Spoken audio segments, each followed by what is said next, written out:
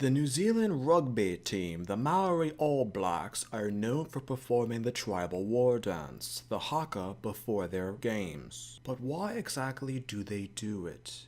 What meaning is there behind it? Is there a reason for it?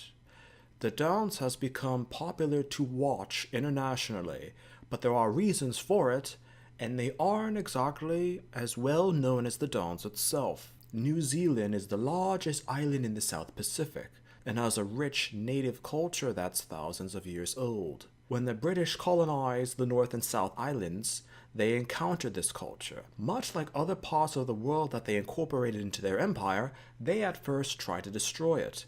However, the native Maori people kept the custom of the tribal dance alive. Though the Maori were no longer able to attack one another through tribal and clan warfare as they did in centuries past, they wanted to keep some aspects of their traditions alive, the Haka dance being one of them. In 1888, the first team from New Zealand to tour Britain and Australia, the players on the team were originally supposed to be all indigenous Maori, but this was later changed to incorporate some people of British descent into the team. The team then performed the Haka before the match, as this caught the attention of the opposing team as well as the people watching. They had never seen anything like that performed in front of them before, and owing to the Polynesian nature of New Zealand originally, it was a small sight indeed for the audience to behold. Records say that when the Maori first saw a rugby playing field as well as the game being played, it reminded them of certain aspects of battlefields that they had fought upon before the British colonized the islands. New Zealand was in certain locations a very flat and grassy area or terrain, much like a rugby field.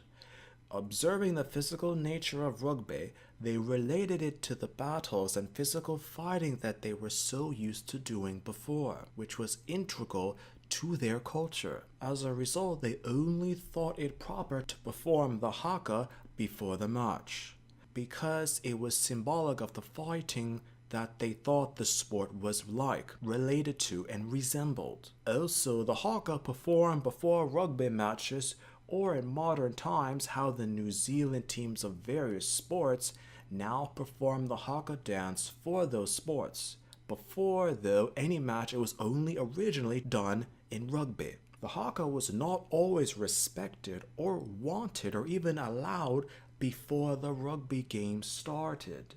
The colonial mindset had it that it was brutal and outdated. There's a reason why it wasn't performed as it is now starting in 1905. From 1905 onwards, it's performed, but not without the heart or passion seen from players today. Up until the 1980s, the war dance was only reserved for overseas tours of the All Blacks. And in those tours, cultural respect for the dance, as well as the people performing it, was noticeably absent. Videos from the time show examples far from modern, strict and beautiful choreography.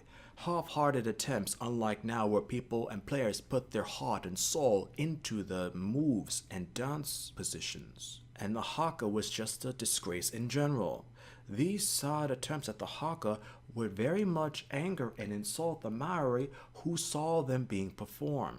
From that time onwards, it's performed the way we see it now. With the cultural revival that also took place in the 1980s and the awareness of the Maori as well as a respect for the culture by the non-Maori, today when the Haka is performed, players actually learn the history behind it when they join the All Blacks team and how it represents them and their country through the sport.